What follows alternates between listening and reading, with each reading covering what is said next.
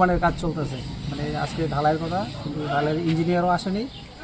নিম্নমানের শুকরি একদম মাটির মতন, এই মাটি দিয়ে ঢালাই পাউডার, একদম পাউডারের মতন। এগুলো আমরা বাজার কমিটির তরফ থেকে অবজেকশন দিয়ে বন্ধ রাখছি।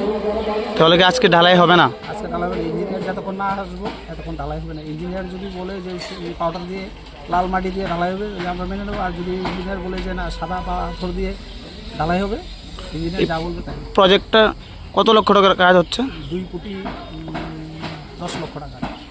আপনারা কীভাবে বুঝতে পারলেন এটা যে নিম্নমানের কাজ? ঢালাই এখানে লাল লাল মাটি দিয়ে ঢালাই হচ্ছে, পাথর কম। আমরা সমস্ত বাজারে ব্যবসায়ীরা এখন আজকে তাহলে ঢালাই আপনারা দিতে দেবেন না ওদেরকে? যদি ইঞ্জিনিয়ার না আসবে তখন পর্যন্ত ঢালাই হবে। আপনার বাজার কমিটি কী দায়িত্ব রয়েছে? বাজার কমিটির সেক্রেটারি। আপনার নাম? মাধবচন্দ্র। আপনার নাম? সুব্রত চৌধুরী। আপনার বাজার ব্যবসায়ী? বাজারের ব্যবসায়ী প্লাস বাজার কমিটির সদস্য।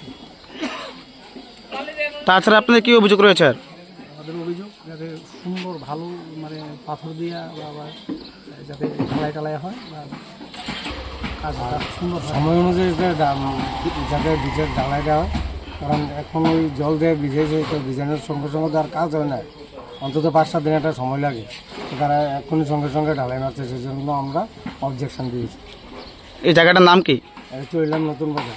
দেখি বাজারের বাজার সবজি